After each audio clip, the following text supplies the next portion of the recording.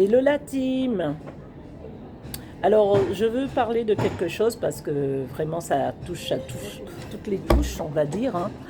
Que ce soit le prophète, l'apôtre, l'enseignant, le pasteur, l'évangéliste, nous sommes tous concernés. Même le jeune en Christ est concerné.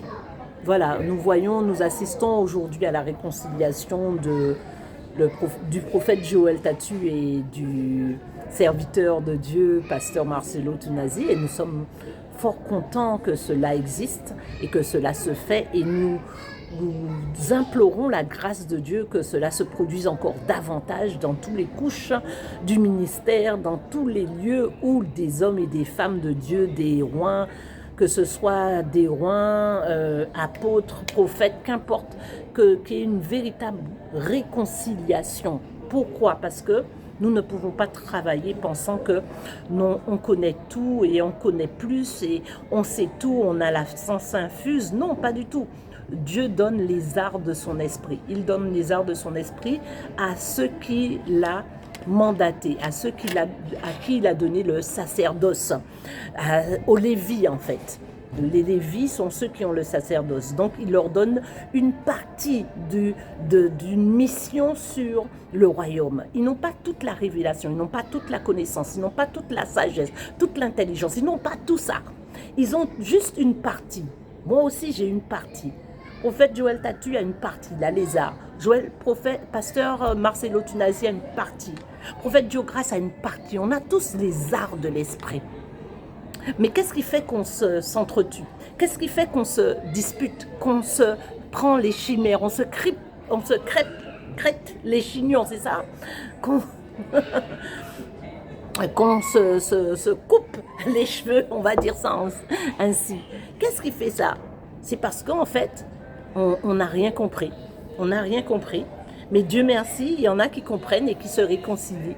Dieu merci, il y en a qui comprennent et qui comprennent qu'il faut travailler ensemble. Nous voyons dans le livre de Béréchit, qui est le livre du commencement, puisque tout commence par le commencement. Hein? On ne commence pas par la fin d'une chose, on commence par son commencement. Nous voyons que Dieu, le grand Dieu, dit que quand ils ont fait la tour de Babel, ils étaient comment? Unis. Ils avaient un même langage, une même vision, les mêmes mots, les mêmes paroles. Ils avaient, en fait, peut-être pas une même vision, mais ils avaient le même langage. Ils avaient le même langage. Et qu'est-ce qui fait qu'ils ont pu créer la tour de Babel? C'est parce qu'ils étaient unis.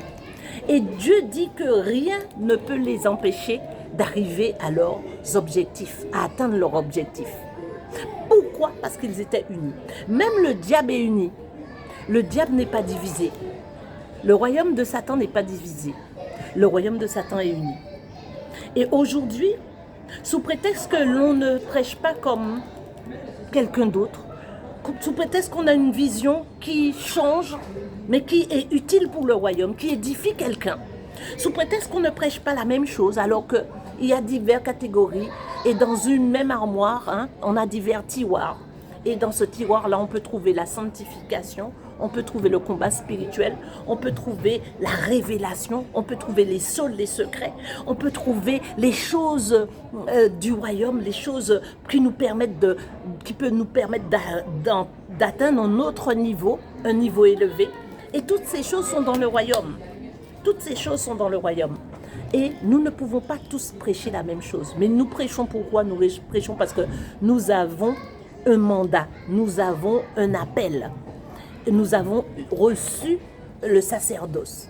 Et ce sacerdoce-là nous confère de prêcher ce qui nous a été donné, pas de ressembler à un tel. Je n'ai pas envie de te ressembler, tu n'as pas envie de me ressembler parce que dans ta mission, dans ton mandat, on t'a donné quelque chose qui t'est spécifique, qui te ressemble, qui ressemble à l'onction, l'appel qui t'a été donné depuis le commencement.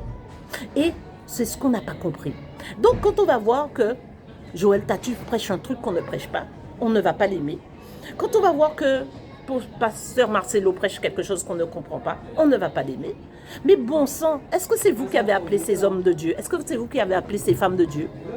Parce que les femmes de Dieu, aujourd'hui, réveillez-vous. Hein, réveillez-vous les femmes, parce que vous êtes autant essentielles que les hommes dans le royaume. Parce qu'on voit aussi, là aussi, il y a une politique de gentleman, gentleman du ministère qui font des concerts, je dirais, des concerts ou des conférences, je ne sais, de 5, 6, 10 hommes sont sur les affiches, il n'y a pas une femme. Comme si les femmes sont des illettrées dans le royaume, hein, comme si elles n'ont aucune connaissance de la parole, comme si elles ne savaient rien. Alors que c'est elles qui, dès le départ, étaient au pied du Seigneur. C'est elles qui, dès le départ, étaient en train d'évangéliser. Hein, n'est-ce pas celle qui était près du puits que Jésus a rencontrée? Pourtant, on l'a méprisée. Hein. Qu'une femme se le dise. On t'a méprisée.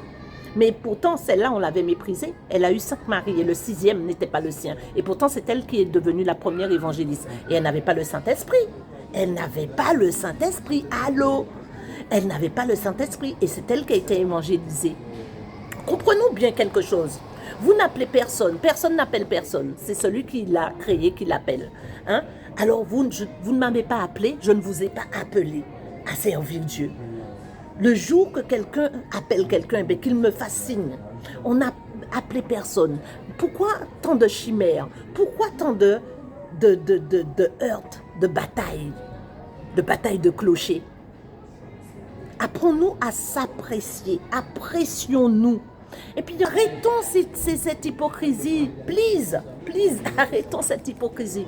Marchons avec ce qui nous a été donné. Que l'on t'accepte dans un cercle de pasteurs, béni soit le Seigneur. Que l'on ne t'accepte pas, béni soit le Seigneur aussi. Tu n'es pas venu pour faire plaisir à quelqu'un. Quand est-ce qu'on va se mettre ça dans la tête, dans le crâne? Que tu n'as pas été appelé pour faire plaisir à quelqu'un. Tu as été appelé pour faire plaisir au roi des rois, au Seigneur des seigneurs. Et pendant ton appel, dans ta mission, dans la vision, qu'est-ce que tu fais? Tu élèves la voix pour les rois. Tu élèves la voix pour les ministères.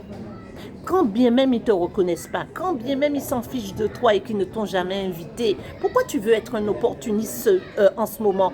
Tu veux chaque fois qu'on sache que tu es là, tu existes et tu utilises les réseaux de ces rois qui se sont réconciliés pour faire de grandes courbettes. Arrête un peu, sois toi-même, sois qui tu es. Glorifie le nom du Seigneur. Non, on voit trop de choses maintenant dans le ministère.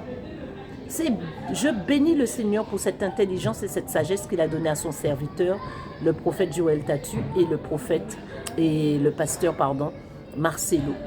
Je bénis le Seigneur pour cette sagesse parce que dans cette unité, ils pourront construire de grandes choses que rien ne pourra arrêter. C'est ce que Dieu disait. Quand il disait que ils construisaient la tour de Babel et rien ne pouvait les arrêter. Imaginez-vous que nous construisons quelque chose pour la gloire de Dieu, personne ne peut nous arrêter, ni Satan, ni ses acolytes, ni personne, ni les sorciers, ni les sorcières, ni les francs-maçons, ni les sciences occultes, personne ne peut nous arrêter. Gloire à Dieu. À bon entendeur, salut. Boum!